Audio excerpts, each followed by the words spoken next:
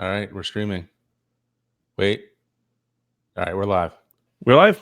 All right. Sorry for the little delay, people, but we are live with a new episode of Electrek Podcast. I'm Fred Lambert, your host, and I'm joined by Seth Wincham. How's it doing this week, Seth? Good. I got a new camera set up with an unannounced product that we're going to talk about on 9 to 5 Mac next week. But if the video looks better, that's why. That's why, though, I would put a note that's also maybe your network too, which is a little bit better. But also the network's better. Yeah, so not a perfect comparison, but yeah, you definitely look sharper this week. All right, so let's dive right in because we have a ton of stuff to talk about this week. We're gonna start with we have a question here. Let's start with we have a bunch of questions, and two of them here appears to be the same thing. One from Callum Burnett and one from Jonathan Bratt. It's about the Q3 numbers. So I know that last quarter, I had like 20 different leaks in a row about the the Q2 numbers, which ended up being records for Tesla in terms of deliveries. And I have nothing so far this quarter, and that's not my fault. It's Tesla has been cracking down on those leaks a lot, and they've been reducing the number of people having access to the delivery numbers. So we don't have nothing else right now. We do have a few things that we're going to talk about during the show, but that points to Tesla still having to do a delivery rush, a big delivery push at the end of the quarter, as they usually do. So, however, and they do seem to have a target in mind. We don't even know what that target is exactly. If we are venturing into the speculation, I wouldn't be too surprised that they would be aiming for the big milestone of 100,000 deliveries. That would be hard to achieve, but not impossible, in my opinion, at this point, at this stage of Tesla in terms of production, and in terms of demand too, because one of the big factor I think that we could see here, and I think Callum Burnett mentioned it with Edinburgh. The UK, the right-hand drive market could make a big difference this quarter. We hear big numbers from Australia. We hear big numbers from the UK. So between the stabilization of demand for the Model 3 in Europe and continued strong demand in the US and in Canada now with since the last 2 quarters, there's the new federal rebate, new federal incentive. Tesla is still in a very great position, in my opinion, even though in the US there's been the losing of the federal tax credit. Well, they still have there's still some credit right now, right? Yeah, I think there's 1825 or whatever until the end of the year. Yeah, 1875, I think, is in the US. Yeah, so not much, but still a little. Yeah, it's something, and there's various states, California. Yeah. All right, so now let's dive into the stories of the week. We start with Tesla V10. Last weekend, we posted the first official release notes for the quite massive upgrade, really. And so let's just go into them pretty fast here, just for what we already knew was coming. First off, if there's a theme to this update, the theme is fun. Like Tesla is really trying to make the car experience more fun, which I know it's bugging some people, like no pun intended, but because of some bugs that there is in the user interface, and people would like Tesla to focus on that instead of new features that are not core features. Like this one here, which is Cuphead Tesla Edition. Tesla is adding to the Tesla Arcade a new game. The game is Cuphead, which very like a hit game of the season. But I'm not familiar with it too much. But it's like a cartoon, kind of classic run and gun action game. Do you think people are buying Teslas just for the game? No, of course not. But it's a great marketing tool, though. Like every time Tesla posted like a video, like they normally when they launch a new game, they post a little video nowadays, like they did with the chess game, they did with the racing game. It's like a commercial, but of course Tesla is not buying commercial time for it. But they release it on social media, and those videos are hitting millions and millions of views. So it is a marketing tool for sure. Yeah, Tesla Theater is a bigger deal here. Is still within the fun team though. So it was already announced by Elon Musk, Netflix, YouTube, basically video playback support, and they built from the premium, the Chrome version of Netflix and YouTube on Chrome. They built it into like an app for Tesla, and we saw a video demonstration of it. We posted from. Oh well, it's down now. No, never mind. Okay, here. Okay, no. Mr. All Electric on YouTube posted a demonstration of it, and it looks quite refined, really. Like it's well, it's not surprising since it's based on Chrome, but it works very well. It looks like it works very well. So I get what Elon was saying when he was hyping it up with the whole great video experience inside the car. I mean, it is a pretty large train. You are in fairly comfortable seats, and you have a full surround sound audio. So yeah, I get it. Yeah, it's kind of like the windshield on the Model X. Like it's kind of one of those things you have to be in to appreciate. But like everybody who gets in it is always like, oh wow, that's something that I heard about, didn't seem like a big deal, and then they try it and it's like, oh wow, this is something totally different. Mm-hmm. Yeah, and of course the usability though right now would be somewhat limited, I think, because in the release note they do say that they do confirm what Elon has already announced, which is the fact that it's going to be only working on Wi-Fi.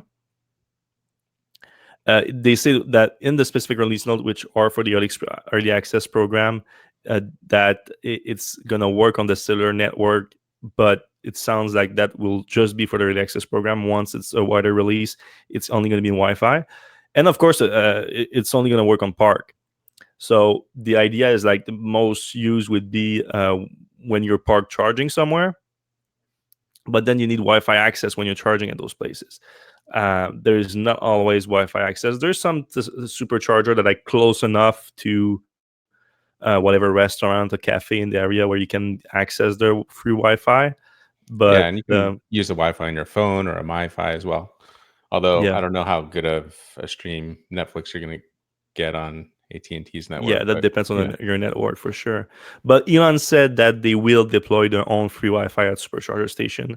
It's just that I wouldn't hold my breath for that. We know how Tesla is kind of slow to deploy those things when it's physical installation needed. So, but eventually you can see a use for that for sure. yeah, I mean, all supercharger stations already have a network connection. You don't know how fast, but they need to communicate with the mothership just to, make sure to tell, how much charging is going, which account. But funny thing is, like somebody was saying, I can't remember where, but maybe in the comments, that is this going to bring back like drive-in culture, where like back in the day, maybe the 70s or 60s or whatever, everybody would take their car and go out and watch a movie, and theoretically some romance involved. But you could take your Tesla up to a nice viewing spot, turn on your Wi-Fi, and watch a nice Netflix movie with your significant other. Might be something to do. Maybe Yeah, a I can see that. new activity. Yeah, could be I interesting. mean, you have two comfortable chairs, a really good Mhm. sound system, a very, very nice display. I don't know. Might be a new thing. Yeah. Next one, Karaoke, starting with Karaoke. I don't know how you pronounce it, but it's a word and play on words, Word Wordplay. wordplay. And looks again same thing. All Electric posted the version of the early access program, and it looks fairly refined. It looks pretty good. Uh, you again limited to when you're parked because sorry. Not limited where you park. You can actually use it, I think, when you're driving around. But I mean, what's important with the karaoke is to see the lyrics coming, I think, and they do have a really like legit karaoke system where there's the line that show you when your lines is coming and everything, not just the lyrics. There's the whole setup for it. That is only when you're parked, because I assume Tesla doesn't want you looking at the screen when you're driving. So that limits a little bit the usability of the app. which I think is kind of a shame because Yeah. that would be a lot of fun on road trips. Yeah, that's what I was thinking too. But like, I'm trying to like, would it be justifiable? Like, is it too much of a distraction? I don't Right. know. Yeah. It would be fun for when Tesla actually release, of course, full self-driving capability. Then you really see that as a step towards that. Not just that, but also the Tesla Theater thing. Right. Of course, like that's the dream. Like you can just put the destination in your car and just either go to sleep or watch a movie. Tesla says it's coming as soon as next year, but of course we are a bit skeptical about that stuff. The rest is mainly the Tesla, the visual driving visualization changes. So we've been reporting on that for a while, like the whole zoom and rotate thing that change. Not that big of a deal, really. But there are some other changes to where the surroundings of the car too. So you're gonna be able to see more pickup trucks, for example, are now rendered. Doesn't change much, but whatever. The angles that the cars are coming in is also more representative of the actual environment. That's nice because I mean you're not supposed to be watching that driving visualization much, but I think it's a great tool for building confidence into Autopilot because the renders is supposed to tell you what Autopilot sees. It's why I have some issues when there's like very weird bugs where the car just shakes around for no reason or whatever. Like it looks like there's motorcycle dancing around you for no reason. Sometimes that bothers me a lot because I think that's the biggest thing about the driving visualization is that it shows what Autopilot sees, and that's a confidence builder. Where it's a little bit more useful, it's with the automatic lane change, and they did change the driving visualization for that. When you do a lane change, now they do show the position where the car will end up on the lane you're changing into. No, not that big of a deal because like it's pretty like straightforward. When the cars start moving, you're gonna end up where it is in the next lane. But give you an idea. I know you don't. Well, no, you do use Autopilot more in your Model X, right? Yep. Yeah. I'm having an issue lately that I don't like, where when I'm changing lane, I'm Autopilot. I'm changing lane automatically with or without. Well, no, actually, without navigating Autopilot because I'm the one initiating the lane change. Hmm. I look at my I look at my blind spot. I look on the right lane. I feel like I have plenty of space. I just passed the vehicle, right, and I'm moving back into the right lane, and I feel like I have enough space in my on my right, and I initiate the lane change, and It doesn't do it. well, it not only doesn't do it, it flashed the line red, telling me like that there's a car in my blind spot, even though like I can see that it's way back, like it would be perfectly safe to pass. And when it does that, not only it doesn't do it and it flashes lane rain, it slows down Huh. for no reason. It starts slowing down, which I don't like, and I find somewhat dangerous because maybe there's another car behind me, like especially if I'm passing someone and going back into the right lane. That's normally because um, like I want to keep the left lane clear for people driving faster, and if I slow down in the middle of doing that, also it makes it makes changing lane even more difficult because now that the car slowed down automatically, I'm back closer to the car that I just passed, and now I cannot change lane because I'm either too close to it or I'm right next to it. So um, it comes to the point where when I do my automatic lane change, I have to wait until like I see like 2 or 3 car space more than normal than I will normally do my automatic lane change. It's not fun. Yeah, I don't use the lane change too much. I kind of use autopilot as like traffic aware cruise control. Um, usually when I have the Model X, I have the kids in the car, so I'm not as I don't want to say daring, but just as experimental. So haven't tried that in a while, although um, that does not sound good. Mm. Uh, so I don't know. Maybe it's a bug introduced in a recent. Well, I did experience it before. It's just like I think the latest one, and I did try to change my aggressiveness of lane changes, but I'm not sure if that's only applies to navigate on autopilot. If it's also like just for any automatic lane change. because it's definitely not when I use Navigate Autopilot, because I'm the one activating it. Though that you can also activate lane change when you are Navigate Autopilot. All right, those feeling lucky and hungry buttons are actually there in the update. When you go to enter a location in your navigation system, normally in the current version you see home and work, and now you have also hungry and lucky, which are gonna bring you to a local restaurant or a local tourist location or something. And yeah, well, Elon did mention that's going to be a hit or miss for a while, but it sounds like they want to do some kind of machine learning stuff to improve it and everything. So I have a prediction about this. In the first few weeks, at least, it's going to be Tesla meetups. So like if it says, the burger joint down the street is a good spot, like all the Teslas are going to want to try it. All the Tesla folks in the area are going to try it, and they're all going to end up at the same burger place. Yeah, and then now you're gonna blow up those businesses that Yeah. like you don't want to, those type of places. Like, oh, let's not tell everyone that place is Right. good. Exactly, and then all your favorite places are going to turn into huge lines, and everybody's going to hate Elon again. But that's not the only improvement. Well, if you can call that an improvement to the navigation and map system, there's a much more interesting one, which now on the map directly, if you click on the business, not only if you click on business, but if you're searching some business in the navigation system too, you get a lot more information about them. You get like a review information. There's a whole pop-up of information that comes with it that's similar to Google. I have to assume that you're probably getting that information from Google too. And you can also call it from that pop-up. So if you need to call the business, the car's going to call it from that pop-up. So that's pretty good. Sentry mode improvement.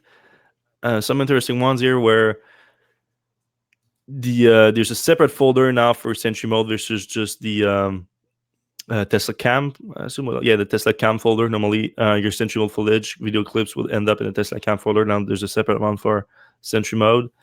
So that's nice. And also, Sentry mode will delete the older clips when there's enough space on your drive. So you don't need to keep deleting footage on your drive if you don't need to, which is nice too, because it gets if you often park your car in the city or something, you get a lot of clips really quick, and some people need to watch all of them, which is kind of crazy. But normally what I do if I'm parking, I'm going to a restaurant in town or something, and I know I'm gonna have a lot of when I go back to my car, if everything is fine, I'll just delete that footage. But now I could just leave it there, and it will auto delete after the next time. So that's pretty useful. Joe mode. So that's something also that Elon announced. I think it was also something that an owner suggested on Twitter and Elon implemented, where all the chimes in the vehicle are quieter if you activate Joe mode. So if you feel like the chimes are a little bit too aggressive in a Tesla car, you can activate that. Software updates improvements. So now you're gonna know what software updates you're getting before downloading it. Which now that I read it out loud, I feel like that should have been there a while ago. But yeah, I mean, to be fair, Tesla is like the pioneer here in software upgrade inside vehicles. So like that's they've kind of had feeling lucky on software for 5 years now. So. Yeah, and of course it created some issues with some of the more hardcore fans, especially in the early days of Autopilot. If you guys remember back in 2015, 16, where Tesla started implementing a lot more Autopilot nags, like all the alerts and things. Yep. So when the word started coming out that the new updates has more nags, then some people were just okay. Then I'm not updating. But of course, Autopilot also got a lot better at the same time. So you wanted the new updates, so you ended up compromising and getting that nag at one point. Finally, the application launcher. Of course, we just talked about a bunch of new features. So they also integrated that in the app launcher. Instead of having Tesla Arcade in there, now they add an entertainment one app that you can launch. In that entertainment app, you have both the Tesla Arcade and the new Tesla Theater. In that release that we posted on Sunday morning, there wasn't any Smart Summon, but Smart Summon ended up coming out later in the week. So now it's there for the people that do have the FSD package, and it's apparently shows a little bit of improvement. It should come to a wider release, I think, sometime next week, Elon said. So we have more on that for you next week.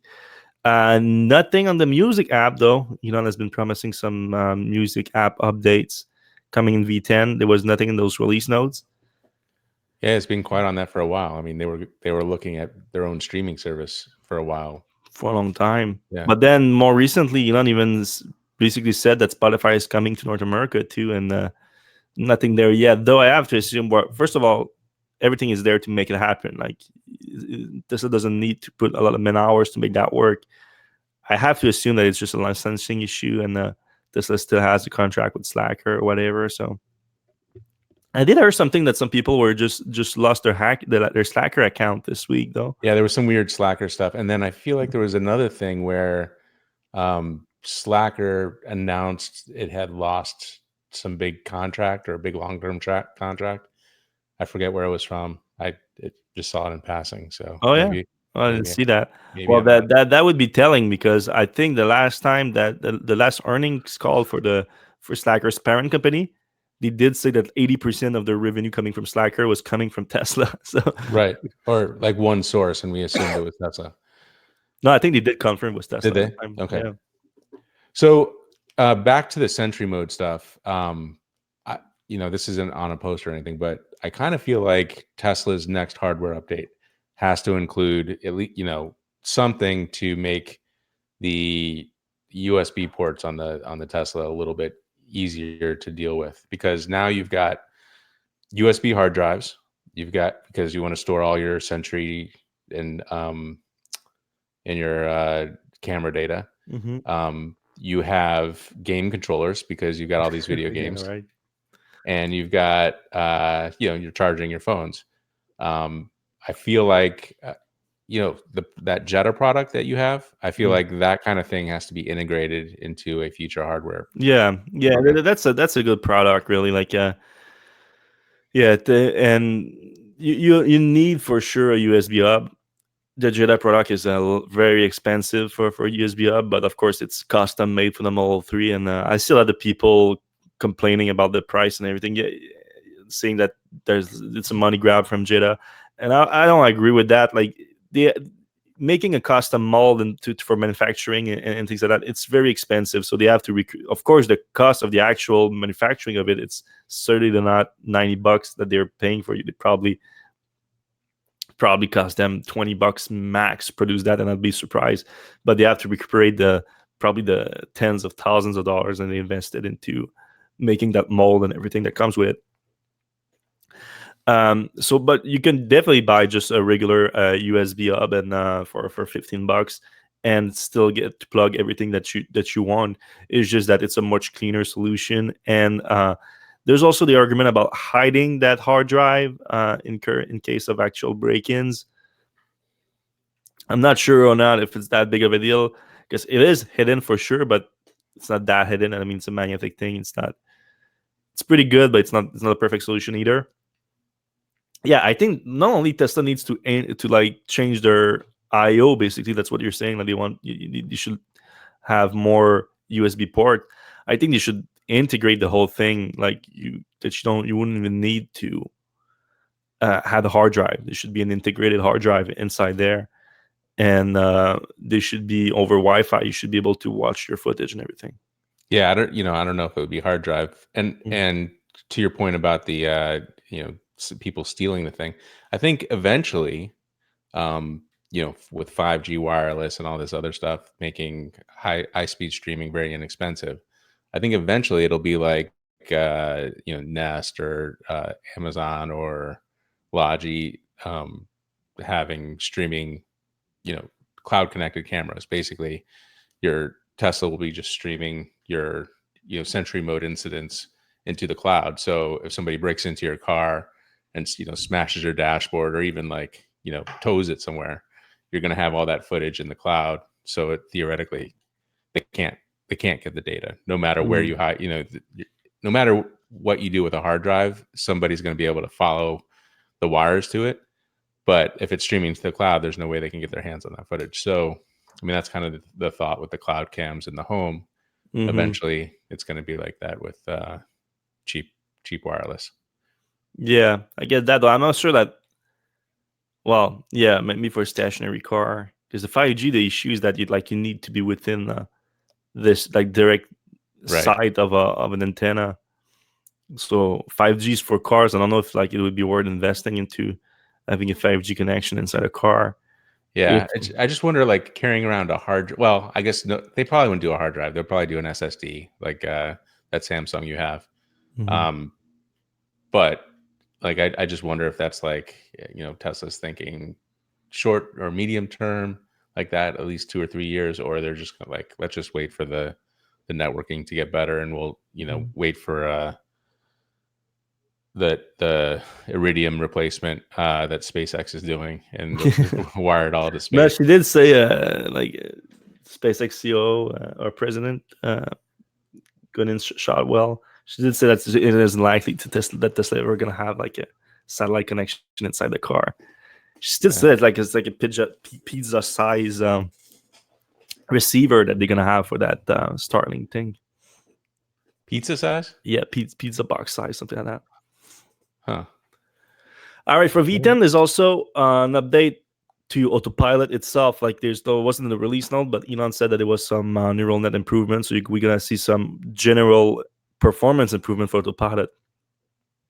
And I did post an interesting video that's now it's been taken down from a guy in Los Angeles that got the update in early access.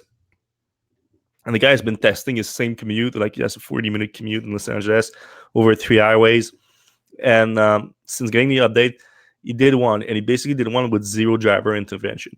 Now, that article was very controversial, apparently, because the guy was using a weight on the steering wheel, which, of course, I don't recommend. I made that clear in the article. I also even implied that there's some legality issues to it, because NHTSA did shut down some alert defeating device like that, previously known as the Autopilot body. Yet some people wouldn't even want me to post the article, as if I'm posting how to make a bomb or something here, which is, of course, the only thing I'm promoting. And I'm not promoting. Promoting is like saying, like, that's good. I'm not promoting it. I'm definitely publicizing it. But let's get honest. Everyone know, like, you can put a weight on the wheel and it's gonna affect the Autopilot torque sensors. I mean, we've been talking forever about what was the orange trick or something. Yeah, you just shove an orange in the two spaces, or a piece of clay, or anything heavy. Like, it's not hard to defeat. Yeah, so I don't think it was news to a lot of people. The only thing I said is that why it's interesting that he did put the weight on it is that it's easier to show that there's no driver intervention, because, I mean, normally you would have to put your hand on it when you drive, and I think you should have you always have my hands on the wheel when I'm driving on Autopilot. But because of the alert system on Autopilot, you would have to grab the wheel and apply some torque. And so if you're just watching the video, it's not as easy to determine or not if there was driver intervention. So that's it. But what was actually interesting with the video wasn't that. Like, that's not interesting. The guy is being somewhat irresponsible, although I would argue that having your hands on the wheel is not as important as paying attention. Paying attention is definitely more important, and being ready to take control. Now, there's, of course, a delay. If you don't have your hands on the wheel, that's where it becomes somewhat irresponsible. Now, what was interesting is that the actual commute had 3 highways, so 2 interchanges. One of them was an HOV lane to an HOV lane. He also showed merging in the highway and merging out of the highway, and all of it without driver intervention. Only thing was canceling a lane change at one point because he didn't feel like he had to. but he still didn't. He just changed the decision making. It didn't actually affect the driving of the car. So there was no intervention on the driving. I think it shows. Well, it was the first time that it was like that for his commute, so that definitely show improvement for that specific case. Based on my own experience and watching the video, I also think that it shows good improvement in general. The guy in particular said that it proved that Tesla achieved level 3 autonomy. That I disagree with, though, because level 3 autonomy by definition is fully autonomous, but the driver is the backup system basically and needs to be ready to take control if asked to. So to really call yourself a level 3 autonomous system, you need to be ready to tell the driver not to pay attention and just pay attention and be ready to take control when asked to. And that's not what Tesla is doing right now. So just because of that, you cannot call it level 3 on its own. And I don't think Tesla will do that at the release of the wide release or anything like that. I think they will still very much tell driver to still pay attention. So not a level 3 system. Where are we at now?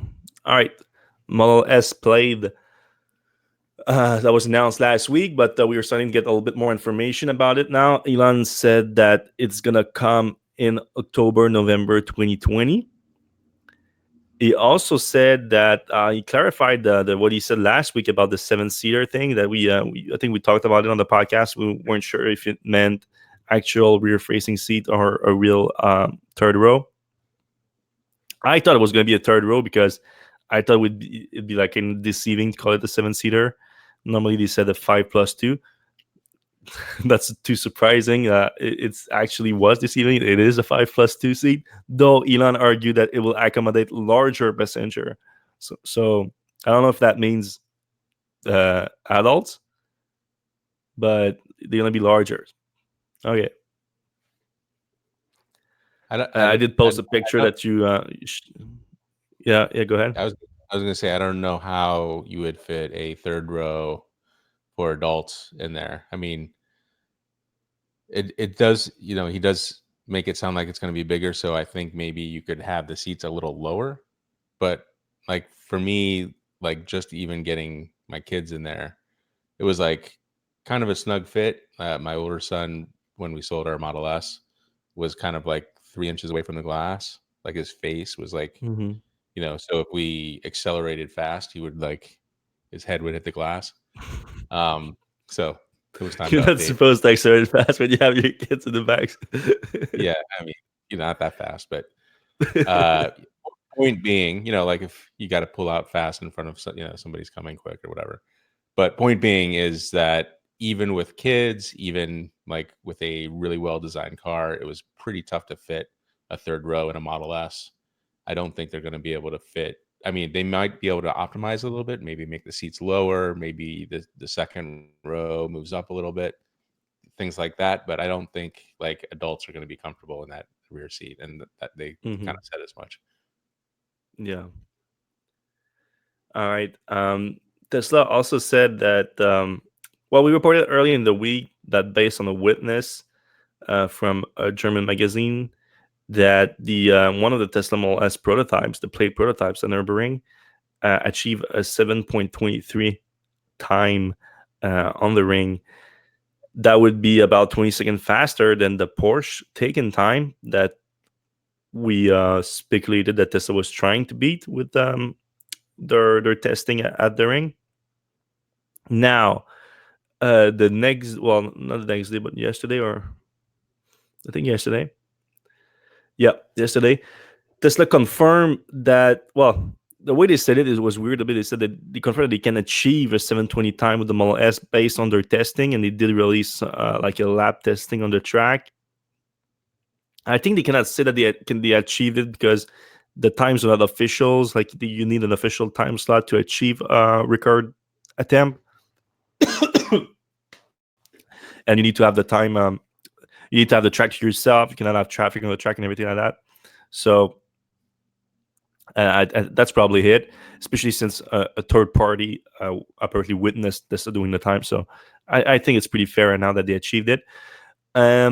But they say that they could come back. They're gonna make some improvement to the Plaid powertrain on the Model S, which is of course like the 3-motor powertrain that Tesla first was supposed to introduce in the Roadster, and that sounds like it's gonna come to the Model S first. And they're gonna come back to Nürburgring next month, and they think they can achieve a 7:05 time, which would be pretty insane. What's the all-time record on the ring? 6:42, I think. I remember something like that. Okay, so we're approaching the all-time record. Yeah. And that's with like a crazy Porsche, right? Isn't it like a decked out? Well, it was still. We're talking about production car time. That's production. I'm sure, like with some special race car thing, they have a way better time. But for production time, was 6:40. But yeah, it was also a limited production car. I think it wasn't like it wasn't a Honda Corolla or anything like that. Right. Yeah. So after that, Elon also said that when he said that the Model S Plaid is coming in 2020, October or November, and he said that the Plaid powertrain is going to be first introduced to the Model S. After will come to Model X and the new Roadster. So that basically confirmed the push to 2021 for the new Roadster. We've been talking about that for a while. Elon said it's not a priority anymore. It was first supposed to come in 2020, and 2021 it was most likely right now. I mean, everybody who follows along didn't really expect 2020 to. Yeah, we saw it coming for sure. It's still disappointing to me because, well, of course, I'm biased. I'm supposed to have the car, so I want it like tomorrow if I could. So yeah, I'm disappointed for it personally, but I'm more disappointed for for two reasons. If you've put the money down yourself, Tesla was requesting for the Founder Series, and they said the Founder Series like gonna be the one delivered first. So some people put the full $250,000 to get the car first with the Founder Series, and now they're told that it's not a priority anymore. It's gonna come out later. I'm sorry. By the way, thanks for the cash. Yeah, yeah, I'd be pissed about that because I mean, people are always saying, like when Tesla was late with the $2,000 or the $5,000 deposit that you needed to put back then on the Model S, it's not that big of a deal. You're gonna be a year late. It's a few $1,000 in interest or something that you're losing. Really, that's all you're losing, unless you actually need the cash. But then, if you need the cash, why are you putting down the cash? but for the Roadster, it's different. Now we're talking about thousands of dollars of interest that you're losing, that you're putting in Tesla's pocket. Yeah, of course, they could if you can put money market or something. Yeah, and if you can put the $250,000 down on the car, of course, you probably don't need those few $1,000, but still, it's still a bummer. And the other reason when I'm pissed off about it, well, not pissed off, I'm disappointed really, is that Tesla used the Roadster as a big incentive program for sales. So like they already got that value out of the cars. See, a bunch of people are saying, "Oh, you guys got the cars for free and whatnot." Like we did some work at the cars. We did help sell cars and everything like that. Hundreds of them. Like yeah, actually, my town has like 20 Teslas now. Yeah, and overall, of course, a lot more also online and whatnot. And not just us, a bunch of other people too. And you could argue that it wasn't a time when Tesla actually needed those demand. It needed to create that demand, and it basically saved the company to be able to make that program, that incentive program. And Tesla already saw the value for that, because I don't know about you, but if I look at my referrals, they're all delivered by now for that time at least. So Tesla saw the value in it, and now they have that basically account payable. They have this liability on their balance sheet right now, which is we have to fulfill our the deal that we made for people to help us create demand and get the car in return. And now they're just delaying paying that debt, if you will. So not that we are the most aggressive creditors that Tesla has right now. I'm sure there are some banks out there and some vendors at Tesla has a priority, that they have a priority over a bunch of owners like us. But I think it's a thing to keep in mind nonetheless. I mean, why do you um, why do you think so? This kind of raises a bigger question, and like, why is Tesla always in like it kind of feels like they're always in critical, like almost near death mode. Why can't they, like, you figured when they launched the Model 3, lots of them are selling. They could kind of take a step back, take it easy. It kind of feels like Elon runs his company by the shirt, the seat of their pants at all mhm. times. It always has to be like within, it always has to be like the comeback story. It can't be like, all right, we're a normal company now. We're going to do normal company things like, But pay I our think they debts are back, more right make a now. profit. I think they made the switch last quarter when they raised the money and everything. Okay. So Uh, I will venture to say that I think you're right. I think what you said was right, and I think they were on the verge of when there was the layoff earlier this year. I think there was a massive cash crunch, and they were on the verge of dying. And Elon himself admitted that Tesla was on the verge of dying like half a dozen times before that too. So what you said is definitely fair. But with the money they raised earlier this year, last quarter they were what, like 4 or 5 billion cash they had. yeah, they were fine. They had enough Yeah. for a while. So and going forward, I don't think they will lose. They might still lose some money, but not too much money. And they had a big investment. Well, they did borrow a ton of money for the Gigafactory 3. But once it comes online, Gigafactory will pay for itself fast. Right. That I guarantee you, it will pay for itself very fast. And so Unless once there's that, like a global recession and China yeah, and yeah, yeah, US are a definitely. trade There's some war. other factors. Yeah, yeah, that definitely there's some outside factors that can affect here. But that plus, I think was the right move too with the Model Y to build it in Fremont, build it with low capital expenditures. So next year, I think we'll see a turnaround and Tesla start to make some money. And I don't think they can lose like $4 billion until then. So we should be fine. So once Tesla starts making money and their, profits quarter over quarter, and they start theoretically behaving more like a company that's safe and secure and whatever, do you think that things like pushing a car out for a year and, holding everybody's, do you think that people will be more or less likely to forgive them for that? Because right now people seem to be okay with, oh, my Roadster deposit is another year late. I'm not getting my Roadster after the time that they said I would. Doesn't seem like a big uproar over that. But like if Tesla was making a big profit and you know, they Yeah, had definitely. Yeah, yeah. I think the perception will change if that happens, and people will be less forgiving for sure.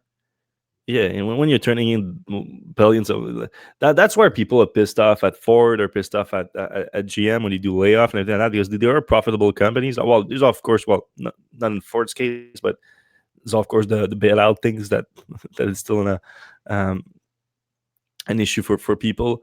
But when the company is profitable and then they prioritize, of course, the shareholders over the customers, over the employees, it's not a good look. Now, of course, Tesla is not there yet. It's not a profitable company. It's still like, like you said, they were in survival mode for a long time.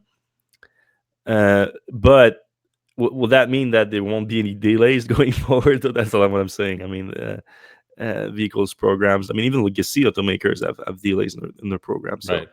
uh, not maybe not as regularly as Tesla, but anyway, we'll see. So now Tesla basically made Nürburgring in their home. Now they install a supercharger at the location. It looked like a temporary supercharger to me, like the ones that you can just carry around on a skid Yeah, with like a lift. installed is a strong word for this. But then I Super. asked Tesla on Twitter, and they said when I asked if it's a temporary one, they said nope, no, it's a permanent one. Though I did hear after that from a source familiar with the matter that while it's not it's a permanent one and it's gonna be just used for them for their testing. I don't think it's gonna be available to the public or anything like that. Even maybe even if you like you do on one of those public days, you can bring your own car to track and everything. I don't think you're going to use that. However, I did hear from the same source that Tesla is planning to build one outside of the track for the public. So that's nice. Because otherwise, I think the closest supercharger is like 50 kilometers away or something like that. Interesting. I do see wet cement, or it looks like wet cement underneath there. So at least there's some underground wiring. Mm-hmm. It's Yeah, not that's like probably it. it's not so bespoke that they just like plopped it down there. Mm-hmm. But that platform it's on, it looks like plastic, or it looks like very temporary. Yeah, it looks like the ones that they bring when a permanent supercharger has a problem or something, and they just bring that and they run it with a diesel generator or something. It looks You know like what that. else about those is that they are probably the U.S. supercharger, because all the cars that are coming over to test, that Tesla is testing, probably have the U.S. plugs. Oh, that's a good point. Yeah, that So wouldn't be maybe surprising. that's why. Although, I don't know. When I look at it, it kind of looks like it has the CCS combo, but oh yeah, one of them has two cables, so it must. I don't know. Anyway, yeah, I see two cables on the Mm, far one, so maybe it does have CCS combo on it. I don't know. all right. Moving on. Moving on, hand of the quarter push. We touched on it at the beginning of the show, but now let me discuss in more detail. Last week we reported on Tesla implementing some discounts and also offer of 2 years of free supercharging. And the idea was to offer that for people when you can deliver the car by the end of the month, so that it counts for the quarter. And now we reported earlier today that Tesla changed the whole thing because there was some abuse. I heard from a source, though it was kind of Tesla's fault. Though they did admit that they sort of miscommunicated the discount, and so the discounts were, they call it deviations. So basically, there's an if there's excuse me, if there's already an order for a car and they have a car in inventory that is the same car except for two things different. Those two things can be the wheels, can be the paint color, can be the interior, and you can comp the two of those things. So two deviation, you can give them for free in order to deliver the car by the end of the year. So it was more of a logistical thing, like getting the inventory out instead of having to produce the new order, which would make it more difficult to deliver the car by the end of the year. However, employees apparently use it more. Employees and customers also, because customers, they read our article and they were like, "Hey, I want that deal." Um, and staff authorized the deals on new car sales, and they were just, instead of matching existing order, they were placing new orders for things that they didn't necessarily have, but customers were okay with the more expensive version with those two deviations. So Elon did comment on the thing after we posted it, and then he said he was looking into it. And sure enough, a few days later, Tesla communicated back to the sales staff saying that they're not authorized to do that anymore. Instead, any kind of deviation needs to be approved by a manager now, and they're gonna have inside sell team that is gonna be focusing on trying to match existing orders to those inventory cars, and they are still allowed to do that thing, but not if a new buyer requested. Like, it's gonna be instead they're gonna look at the orders and they're gonna look at the inventory. And even if it doesn't match, they're gonna allow those those free features basically for people. So if you already have an order in place, and you're not scheduled for the end of the year, the end of the quarter, I mean, to get the car, you might get a call from Tesla saying, "Hey, do you want this car instead? It's black instead of white, and it has 19-inch wheel instead of 18, but we're gonna get you those for free if you take the car by the 30th." So something like that. And the 2 years free supercharging apparently can still be offered too, but that's not that big of a deal, really. Like, unless you don't have a home charging solution and Yeah. you're gonna rely on it to charge, then yeah, it's a big deal. You're gonna have free charging for 2 years. And unless you do a lot of road tripping and long distance, then yeah, it might be worth it. But if not, that it's at 2,000 kilometers, 2,000 miles right now, the referral program. So if you just buy it with a referral code, which you can find online, anywhere, you can ask your friend who owns a Tesla, or you can use ours, Seth or I. That 2,000 miles for me would last 2 years for sure. Don't know about you, but Yeah, we don't. I mean, we go on trips and we use it, but like every day we have. I mean, we have solar and Powerwall, so we now have like really cheap home charging, almost pretty mm-hmm. much free home charging. So But even if it wasn't well, it's not free, but like a cheap solar, would you like really like go to a local supercharger to like get the charge out, and like you no, wouldn't do that? it's not worth the time. I mean, your time is Yeah. valuable, and I think Tesla's kind of banking on that. Like when they Mm-hmm. give away free supercharging, they're kind of saying nobody's going to go to a supercharger and sit there for an hour, uh, or a half hour. It's just not worth people's time. But some people do that. I don't know. Yeah, and again, where I do see an advantage for it is, and we are starting now that the Tesla has less expensive vehicles like the Model 3. Um, we see some people that like live in condos and apartments where they cannot have a charging solution at home, that they're still willing to buy a Tesla and just use the public charging architecture, which infrastructure, which is pretty hardcore. Like it's not an ideal solution. Like I don't home think so. charging, home charging is what makes the EV experience great. Really, like you always wake up with a full charge. That helps a lot. But there's a lot of people that are apartment dwellers and whatnot, and that they want a Tesla. They want it hard enough that they're willing to live with public charging.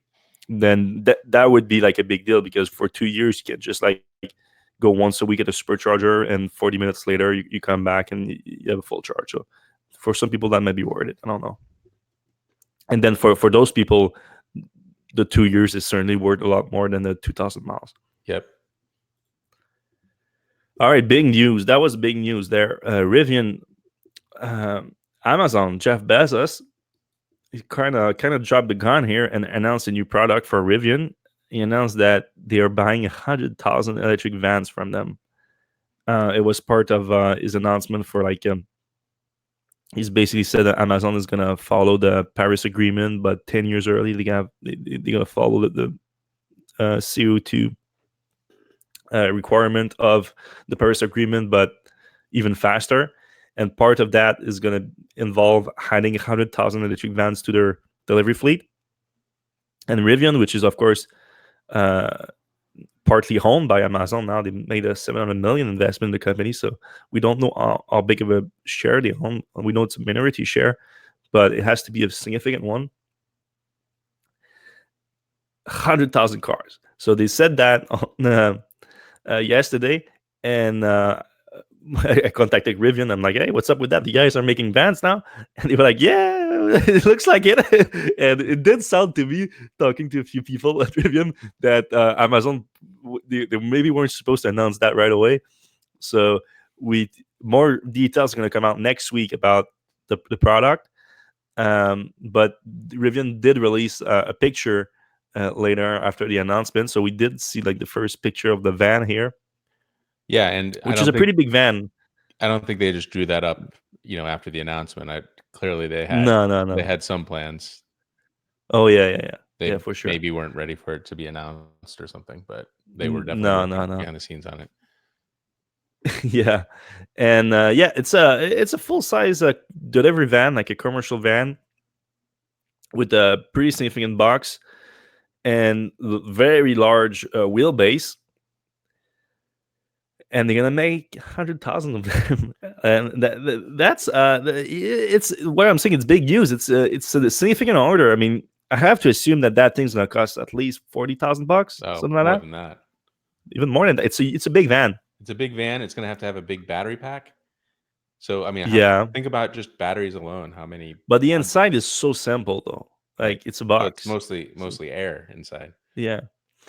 So that's and we see a big battery pack. Doesn't really have to be that big. They Yeah, could end up making like 100 kWh battery pack or whatnot, right. and then yeah, it would be super expensive. But I mean, it's not a aerodynamic vehicle. It's going to be very efficient, but it doesn't has to be that much. It's going to be like city driving. Is it going to do 100 miles a day? Like I don't even know if we like. Anyway, Yep. let's say $50,000 it cost. It's a $5 billion order, and Yep. it's a massive order. So now it brings me to some things we can discuss real quick. That I normally like I would be a lot harsher about it if it was any other company than Rivian, because this is now their third vehicle that they announced, and they haven't delivered anything yet.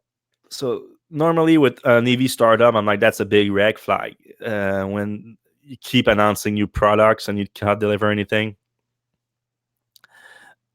But to Rivian's defense, they had their shit together. Really, like they before announcing the R1T and R1S, they already had a factory.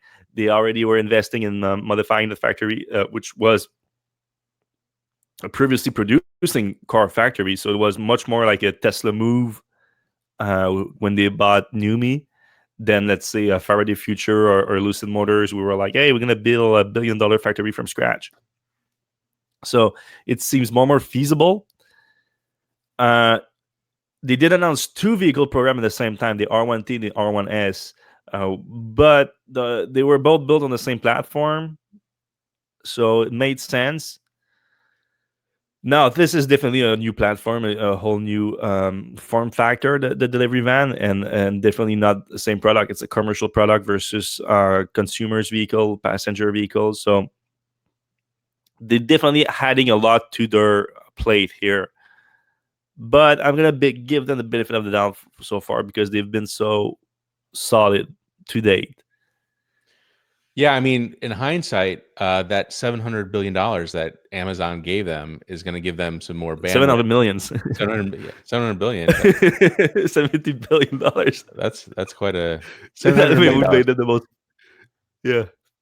So $700 million they get from Amazon. We don't know what for when it happens, but like we could have speculated that Amazon is gonna. Recent news came out that Amazon canceled their contract or didn't have a contract anymore with FedEx, and obviously that hurt FedEx's stock price. So what's Amazon going to do? Obviously they're still working with UPS and the other carriers, but eventually Amazon wants to deliver its own items. So like by partnering with Rivian, they say, all right, here's our solution. We're going to get these electric vans, and we're going to use that to build our fleet. So by adding the 700 million, not billion, they now are asking Rivian to kind of veer off in another direction, probably hire quite a few other people and build this separate platform for deliveries. Now it kind of makes a lot more sense. Because before it was like, well, what is Amazon doing? Why do they care about this particular thing? It doesn't really affect their business at all. So now we know. Yeah. We anticipated something like that happening for sure, but did we anticipate something like that at that scale? Yeah, Amazon scale. Yeah, well, that's fair. Amazon is a huge company, but 100,000 vehicles is a lot of vehicles. They're talking about starting delivery in 2021 and completing the 100,000 delivery in 2024, which would give them like a 25, 30,000 cars per year. That's a lot of cars to make over a short period of time within the capacity that Rivian has. They haven't confirmed anything about if it's going to be produced at the same plant and everything like that. I would assume that they would have if it's going to start production in less than 2 years. You need to already have a plan for that. They previously mentioned about that Illinois plant, a capacity of over 200,000 units. But keep in mind, so 200,000 units, but they have the R1S, they have the R1T. Yep. They have the Ford. You're supposed to supply powertrain for a Ford electric vehicle too. So some of the capacity, I assume, will have to go to that. I don't know what kind of volume. And now you had that thing to it, that the van it's a lot on their plate. So let's see how they can do with that. But what's good about this, like on another level, is that FedEx and UPS and all the delivery companies in the world are now seeing that Amazon is going to have an electric car delivery fleet. So if they want to be able to match Amazon's ability to deliver stuff inexpensively, because electric is a lot less expensive for fleets than internal combustion, they're going to have to match. So I think this is going to be one of the things that make the other companies accelerate their electric delivery vehicle plans. And you know that thing's gonna be fully connected to. Oh yeah, Like Rivian is already working on OTA system for their trucks. So I yeah. You're assume gonna that be it able to would be great track your too. toothbrush like on the street. Like you're gonna know what street your Exactly. toothbrush is on, and like how many minutes away I mean, your Amazon iPhone does is. have that in the US though already, right? Like I haven't seen that here, but when I was living in LA, excuse me, when I was living in LA, sometimes I would get an alert from Amazon. I could track the truck, like I Yeah. do like a Uber Eats or something like a Oh wow, Uber. Or, I didn't even know that existed. yeah, Might it be an is. LA thing. Yeah, and it was a service like a Uber, something like that. Like it was a person delivering the package in their own car. So it was an app thing Oh, for interesting. sure. It was like a Uber but delivery service for Gotcha. Amazon. Maybe they were testing that or something. GM, are they still on strike right now? No, I Yep. haven't heard the deal yet. They're still on strike. 50,000 employees on strike. So that's the UAW, the United Auto Worker Union.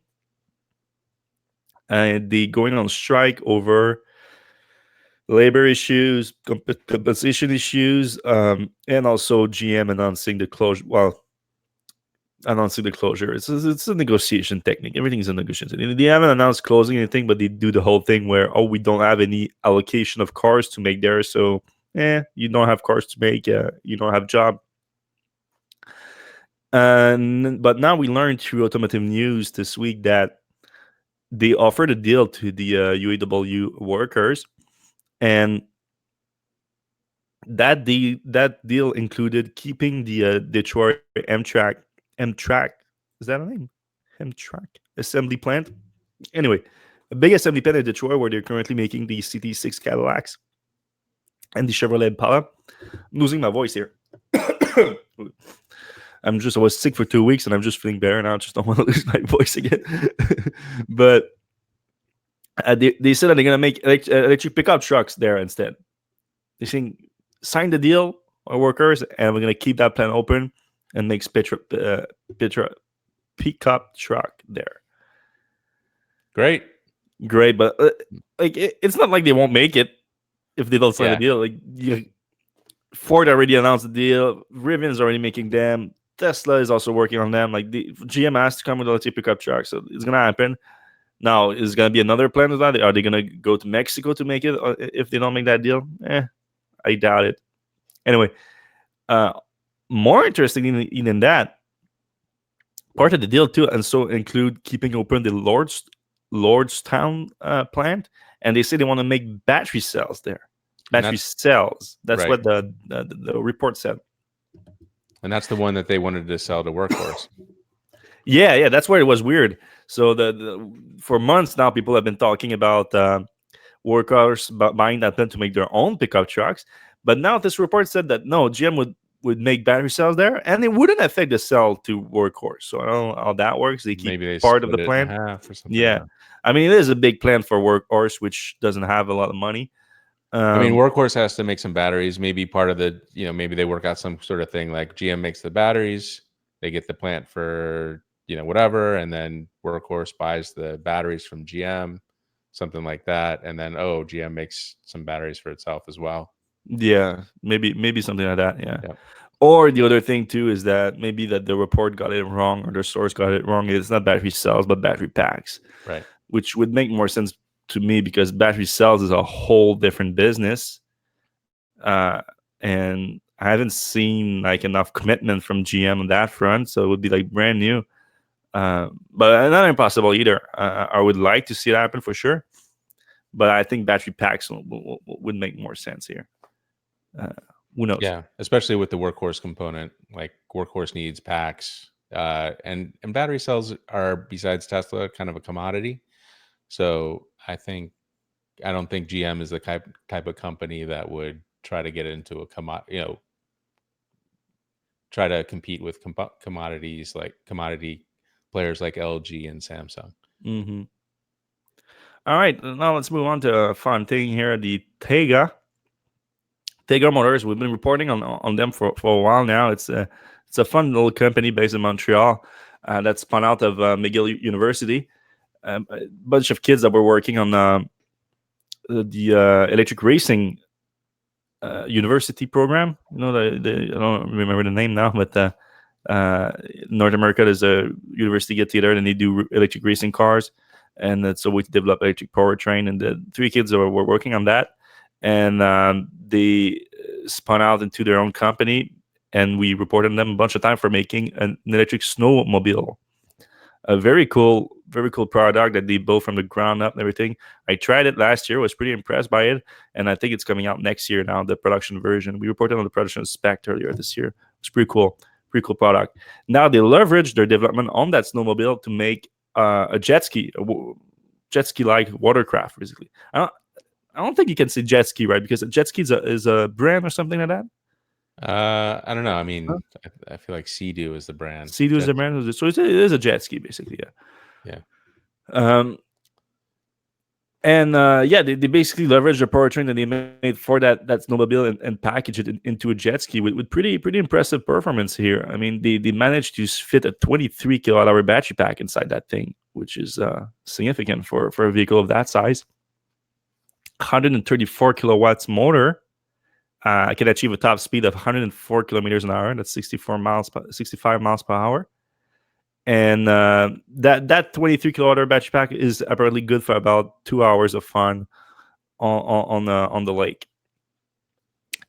That might not sound like much, but I mean, it's not supposed to be an efficient vehicle. Like it demands a lot of energy to move on the water like that, and normally people use it with power too.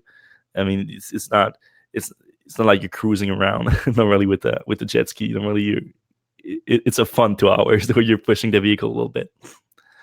I'm surprised. That's a lot of weight, the battery pack. Mm-hmm. I'm surprised that doesn't affect the performance of the boat, I guess. Early they managed to keep it pretty light. They were talking about like a weight to power ratio that was industry leading or something like that. Do they have the weight here? I posted the whole spec sheet, but weight capacity, ready to drive. Weight capacity, okay, that's not the same thing. Yeah, 400 pounds. You can get 2 people on there. Beautiful machine. It looks. Look at the pictures here. It looks beautiful. Yep. I mean, I'm not a Sea-Doo guy. I'm not a jet ski guy. So like, but to me, it looks like a beautifully made machine. I mean, the guys are legit. Like, when I met them, I'm impressed by everyone in the company. Not just like the actual powertrain, which is definitely where they focus on. The 3 founders were engineers working on powertrains, but they also like looked at the connectivity, the user interface looks good, and things like that. They focus on it. Now the price. That's where things get a lot more difficult. They're not a massive company. They don't do volume manufacturing, so price comes with it. It starts at $24,000. You can get entry price Sea-Doo for like $5,000. So big difference. However, it's a more higher performance machine here that you have. It's not like the biggest jet skis, so but it's pretty high. It's ranks pretty high in terms of performance. So when you go a more performance gasoline powered jet ski, you could get into the $15,000-$20,000 range. So when you take into account the gas savings, it's not too bad. It gets closer. Now they only plan to make 500 of them. The first hundreds would be actually $28,000. Would be the Orca Founders editions. So they're taking a similar approach as Tesla with a higher power Warrior version for their series, and then they make more of them. But overall, they only plan to make 500 of them, and they plan to use that money to make cheaper watercrafts after that. They're talking about pricing below $14,000 USD, which would make a lot more sense. So it's very much like Tesla's strategy of higher spec, more expensive vehicles moving into less expensive mass market vehicles. I think there's a big opportunity in watercraft to electrify. Keep in mind also that you can use that maybe where you wouldn't be able to use gasoline jet skis. There's plenty of harbors and lakes now and rivers that prohibits the use of gasoline powers watercraft. So maybe you could use that instead in those places. And if you're running like a rental boat business or something like that on the lake or on a river or on the ocean or whatever, maybe that would make sense to rent something like that to your customers if you have a good charging solution, because they do have DC charging on it. I'm not sure how you would get the DC charging station though on the lake. A lot of boat docks have 30 amp or 50 amp 125 volt. Although that's not terribly fast, but it's a smaller pack. You could Yeah, it would charge. charge pretty fast on that. Yeah. So you can get a quick turnaround on it, and with no gas cost, you can get either higher profit or you can lower the price and get more customer and whatnot. So maybe for that kind of purposes, it would be a smart choice, and again, lower noise too. Yeah, I mean, I think that's the big thing. Like, Yeah. I don't know if you've ever been Oh, it is. It makes a lot of noise. Yeah, Yeah, it's a lot my of parents noise. live on a lake, and when there's a jet ski Vibrations around, yeah. yeah, So it's not fun. I think once these are around for a while, like they'll definitely be the high end choice. Mm-hmm. And you don't need to All right, fill up finally, with gas and stuff like that. yeah. Finally, good news coming out of Daimler. They said that they're gonna stop developing new internal combustion engines to focus on electric cars. I mean, that's quite significant here, coming from Daimler, which of course is the namesake of the company. Gottlieb Daimler is basically the one credited for inventing the modern gasoline engine, and now they say that they are on the last generation of it. They don't say that they're stop going to sell them. They just said that now they just now released their started to release their new generation engine, like a six cylinder engine that they're introducing in a bunch of their lineup, a bunch of vehicle in their lineup. And now they say that they are not currently planning on invest in starting the development of a new generation of it, which normally they are always in some stage or another of developing a new gasoline engine. No, that won't be the case. That was based on the comment from Daimler Chief of Development Markus Schaefer. He did mention though that they're gonna still invest in developing some parts, so they could still improve on their existing engines, but no new generation of it. Instead, they said they're gonna focus on new electric vehicles. Makes sense. I'm even when a new car that's not electric come out, I'm always thinking like, what are you guys doing? What? Yeah, anything that comes off the assembly line. Every time I see like a car trailer full of internal combustion engines heading to a car dealer, I'm always like, why are you guys still even building these things? It makes no sense. And you think that from that, but then it's a new level to Right. thinking 5, 7. I don't know what the development timelines on all those things, but I would assume it's like 5, 6, 7 years. So thinking like 5, 6, 7 years in the future, we need to have that new gasoline engine come out. I mean, that's where it gets really trippy, because you guys have no idea what the market's going to be like in 5 or 6 years. It's going to be electric through the roof. It's going to be hard to sell those trucks and those gasoline powered vehicles, 6-cylinder engines and whatnot. I agree. And I mean, that next generation, just how better would it be from that current generation 6 years from now? Like, you guys need to cheat on your new diesel engines to make them work within the regulations. So it makes sense. It makes sense. Good on Daimler making the right move here. And especially now like what I want, publicizing it too. Like they could have done it quietly, but publicizing it kind of, it's a shout out to the rest of the industry. Like, hey, we're going electric. and like we're cutting off all of our internal combustion engine stuff. Big deal. Mhm. Yep. Yeah. Even Congrats on Elon Daimler. shouted them out. Yeah, Elon shouted it out, and then Mercedes also responded like, yeah, something like, yeah, kudos on us. So they acknowledge it, which is nice. All right.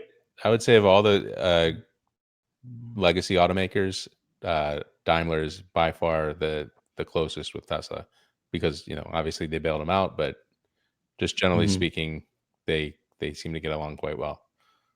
Yeah. Elon even said that you could see further collaboration with them in the future and Yeah, whatnot. Sprinter van or whatever. Yeah. Yeah. Oh, yeah. We'll see. All right. That's it for us this week, everyone. Thanks a lot for watching on YouTube and listening on your podcast devices. We're going to see you same place, same time next week. Ciao.